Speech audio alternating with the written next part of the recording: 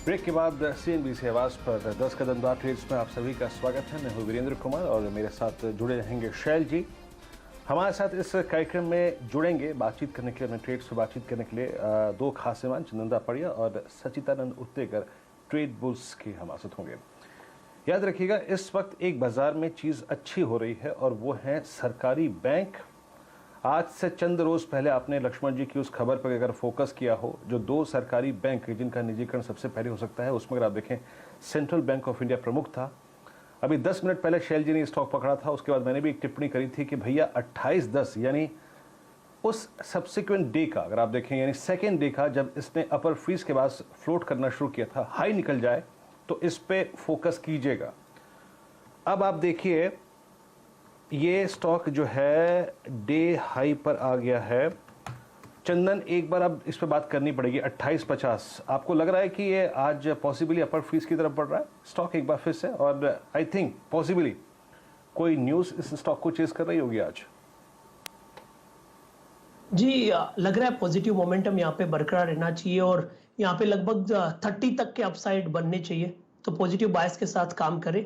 अभी भी momentum intact है और बाइंग का जो फ्लो है काउंटर को ऊपर की तरफ ले जाता हुआ नजर आ रहा है। लीजिए 29.20 आपकी स्क्रीन पर, 29.15 शैल जी, 29.15। तो मैं कुछ देर में शैल जी एक बार जरा इस पूरे PSU बैंकिंग बास्केट का OI समरी निकाल के लाता हूं, तब तक जरा आप इन स्टॉक्स को एनालाइज कीजिए। आपकी स्क्रीन पे CBI इस वक्त 29.10। शैल जी ओके, कोई बात नहीं। अगर आप देखें इस बीच, अगर आप देखें एक बार आप इंडियन ओवरसीज बैंक भी लेके आइए। इसी कड़ी में अगर आप देखें वो बैंक जिस पर आपको नज़र रखनी है, एक बार आप इस स्टॉक का भी चार्ट लेके आइए। इनफैक्ट मैं ये चार्ट निकालने की ही कोशिश कर रहा था आपकी स्क्रीन पर। यस, ये भी 28.70, ये भी उस दिन की कैंडल के हाई को काट गया।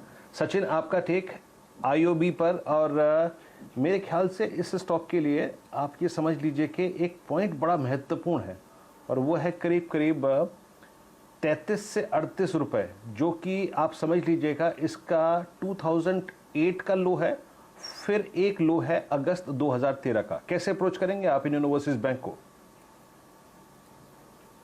Good morning Veeru. जिस तरीके से दोनों स्टॉक का स्ट्रक्चर है, काफ़ी रेप्लिकेट कर रहे हैं एक दूसरे को, तो यहाँ पर क्लियरली मोमेंटम काफ़ी दिनों से तेज रहा है। एंड जिस तरीके से अभी भी आज प्रीवियस डे स्विंग हाई के ऊपर जो मोमेंटम बना है, मुझे लग रहा है वो सस्टेन होना चाहिए। लगभग इमीडिएट बेसिस पे 33 के आसपास के स्विंग्स बन सकते हैं, तो अगर किसी की एग्जिस्टिंग पोजीशन है सो डेफिनेटली उनको होल्ड करनी चाहिए 22 के स्टॉप लॉस के साथ on closing basis.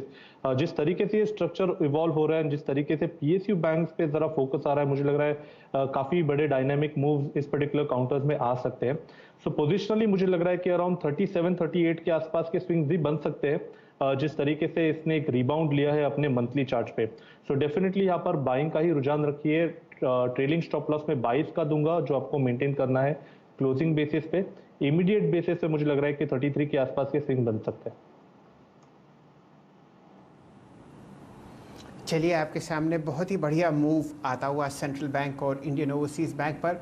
Virendra ji, यहाँ पर लगभग आप समझिए 5 मिनट की जो वॉल्यूम बार्स थी, वहाँ पर एक शानदार ब्रेकआउट था जो पकड़ा गया और बहुत ही खूबसूरती से फ़िलहाल आपके सामने स्क्रीन पर दोनों बैंक्स, एक बार मैं भी नज़र डाल लेता हूँ कहाँ कहाँ ट्रेड करते हुए दिख रहे हैं। और ये इसलिए अति आवश्यक है क्योंकि आप देखिए बढ़िया मूव आपको आता हुआ दिख रहा है अन्य कई बैंकिंग स्टॉक्स में। ब्रेकआउट तो इंडियन ओवरसीज़ बैंक में हो ही गया।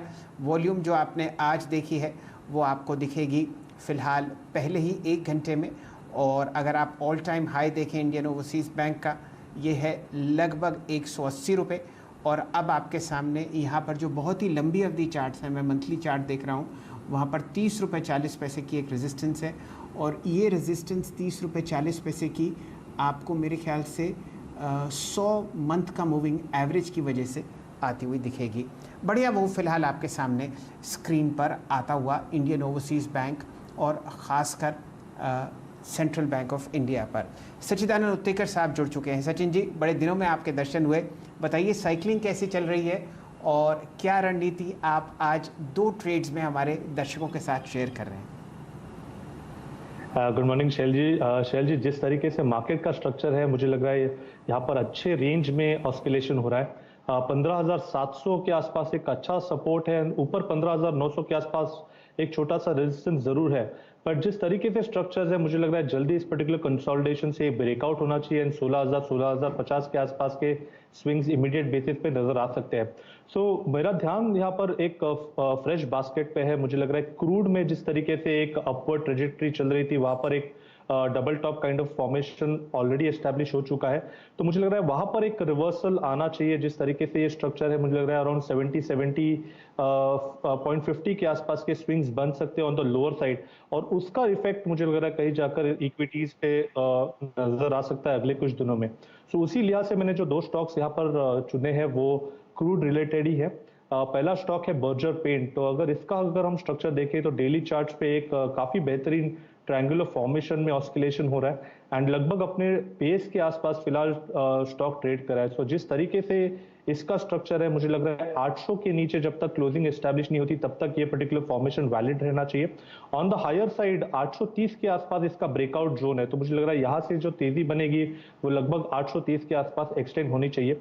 सो खरीदारी करनी है बर्जर पेंट्स इस पर्टिकुलर काउंटर में 802 के स्टॉप लॉस के साथ। एंड जो दूसरा काउंटर है वो है इंडिगो। जिस तरीके से यहाँ पर भी एक हाल फिलहाल में बाउंस बैक हुआ था, अगर हम उसका स्ट्रक्चर देखें डेली चार्ट पे तो वहां पर एक क्लासिक डबल बॉटम फॉर्मेशन हुआ है। पिछले हफ्ते में एक क्रॉसओवर नजर आया था इसके मोमेंटम एवरेजेस में। सो जिस तरीके से स्ट्रक्चर है, मुझे लग रहा है जल्द ही पर्टिकुलर स्टॉक पे एक अच्छी रिकवरी होनी चाहिए एंड 1810 के आसपास के स्विंग्स बन सकते हैं। सो पोजिशनल लिहाज से ये पर्टिकुलर काउंटर अपने पोर्टफोलियो में रखना चाहिए 1710 के स्टॉप लॉस के साथ।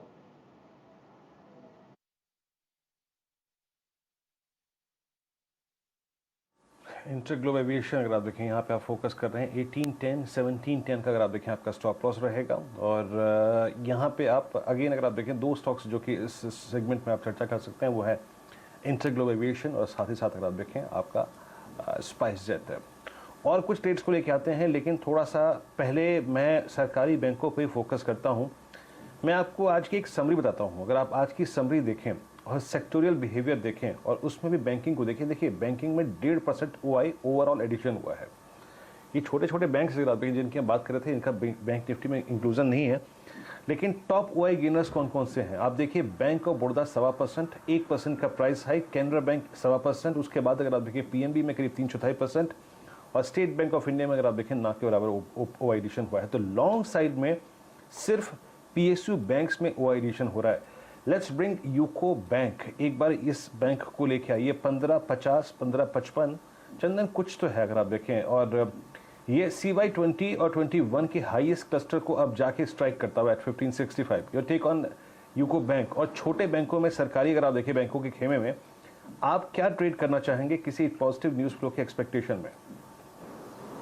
जी देखिए वीरू, यहाँ पे काफी जो मिड के नेम्स है बैंक्स में, उनमें अच्छा एक बाइंग अट्रैक्शन देखने को मिल रहा है। चाहे आपने central bank of India CBI की बात करें, यूको की बात करें, और इवन दूसरे बैंक्स भी यहाँ पे पॉजिटिव है।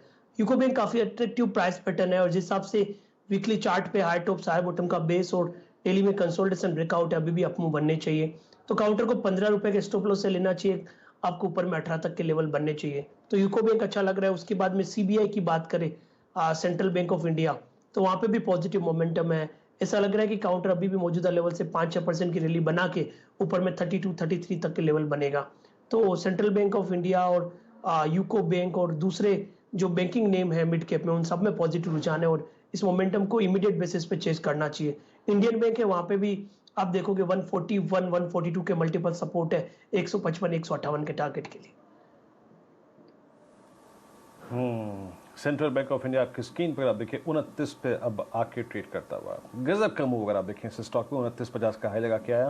फेडरल बैंक बैंकिंग में धीरे धीरे अगर आप देखें स्थिति अच्छी होती है। ऑल दो अगर आप देखें इस खबर का कोई सरोकार नहीं है फेडरल बैंक से, लेकिन 87 पे central bank of India, federal bank पे अगर आप देखें डी हाई पर आके ट्रेड करता हुआ। चंदन एक काम करते हैं, let's bring UCO bank once again 1575 day high पर और अभी भी एक हाई लगा के आया करीब करीब 15 रुपये 90 पैसे का।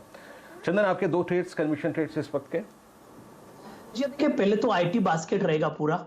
हालांकि एक स्टॉक सेलेक्ट करना है तो मैं एक पे जिक्र करूंगा, बट IT में Tata Elxsi, APS mind, B soft, Sonata software, LTI, Mphasis सारे अच्छे लग रहे हैं। और यहाँ पे हम APS माइंड पे फोकस करेंगे। काउंटर का कंसोलिडेशन पूरा हुआ है, 4 डिजिट के टारगेट बस ये छूने के लिए तैयार है, तो एपीएस माइंड पे खरीदारी की सलाह है।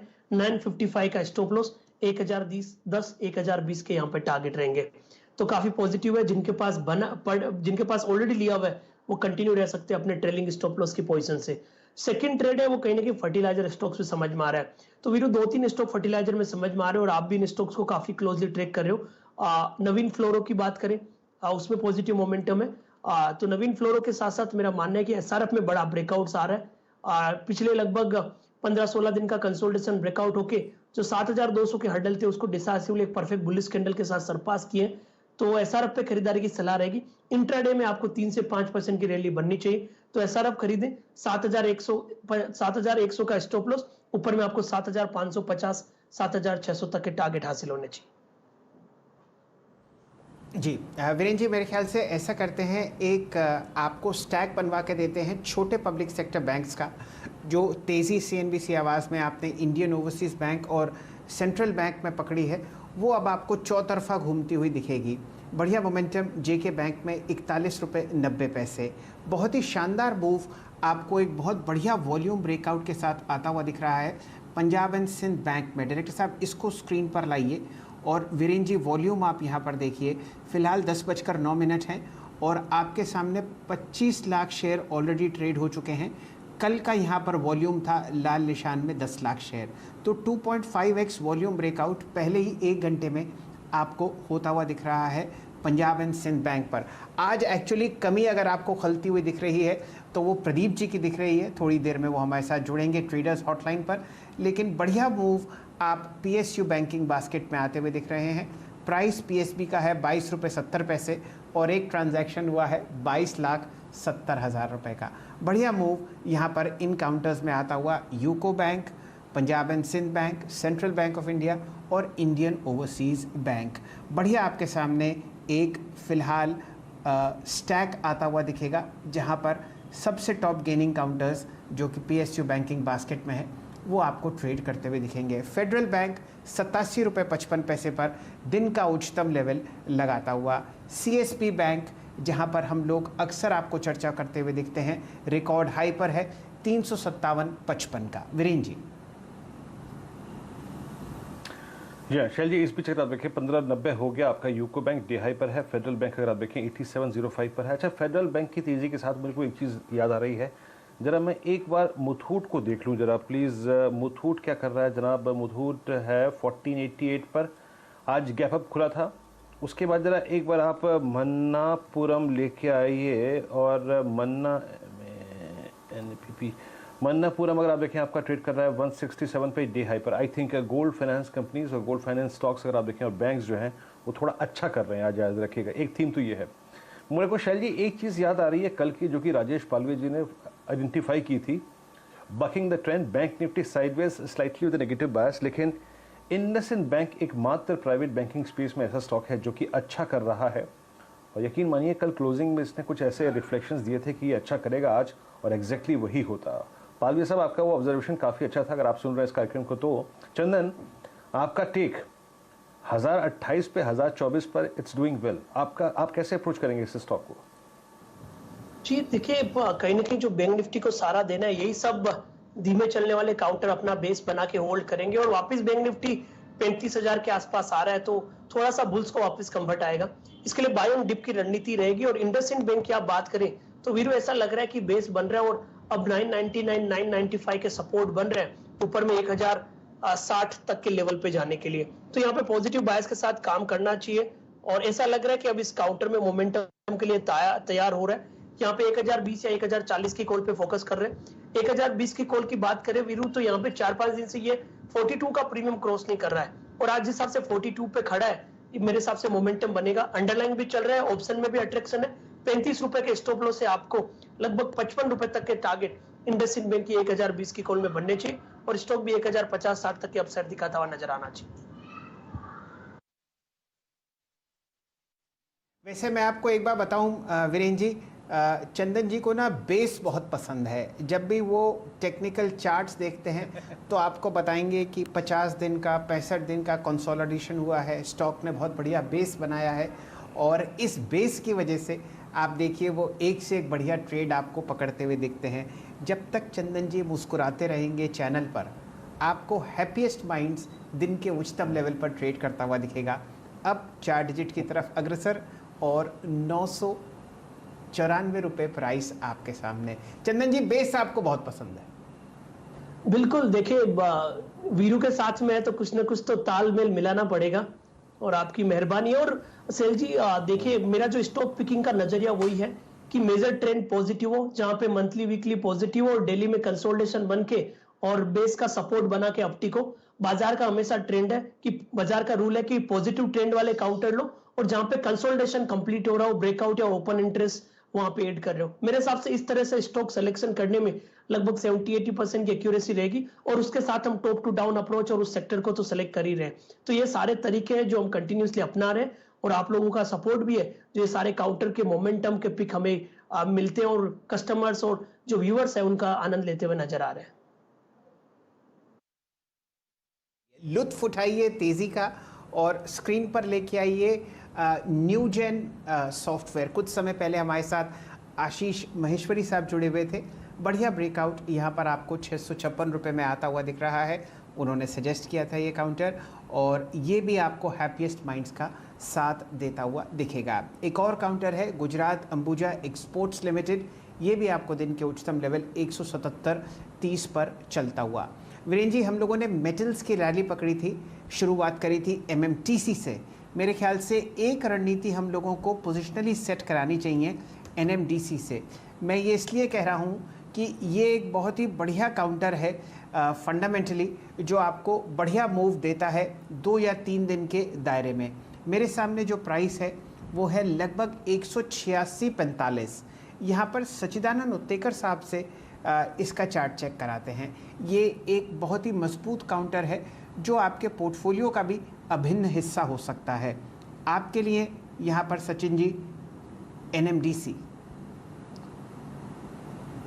शैल जी, इनफैक्ट इसका जो कंसोलिडेशन है वो काफ़ी मैच्योर हो चुका है। जिस तरीके से इसने एक बेस बनाया है 170-175 के रेंज में, मुझे लग रहा है वो पर्टिकुलर बेस काफ़ी अच्छी तरह सीमेंटेड हो चुका है एंड यहाँ पर फ्रेश ब्रेकआउट की तैयारी हो सकती है। इनफैक्ट जिस तरीके से 190 का एक बैरियर है, अगर वो निकल जाता है तो लगभग 200-205 के आसपास के स्विंग्स इमीडिएटली आने चाहिए। सो डेफिनेटली यहाँ पर खरीदारी करने की ही सलाह होगी। जिस तरीके से स्ट्रक्चर है, शॉर्ट टर्म के लिहाज से स्टॉप लॉस लगाना चाहिए अराउंड 179 के आसपास एंड इमीडिएट बेसिस पे मुझे लग रहा है 190 जैसे ही निकल जाता है तो 205-210 के आसपास के स्विंग्स बन सकते हैं। सो डेफिनेटली यहाँ पर पोर्टफोलियो में भी ये स्टॉक रखना चाहिए एंड ट्रेडिंग के लिहाज से भी यहाँ पर काफ़ी अच्छे reward to risk opportunity present हो रही है। तो डेफिनेटली इस पर्टिकुलर स्टॉक को अपने रेडार में रखना है।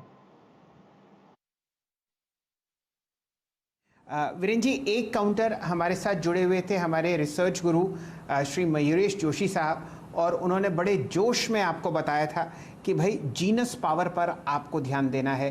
तब प्राइस आप देखिए मेरे ख्याल से 57-58 रुपये था। आज जीनस पावर का जो ब्रेकआउट है वो देखते ही बनता है।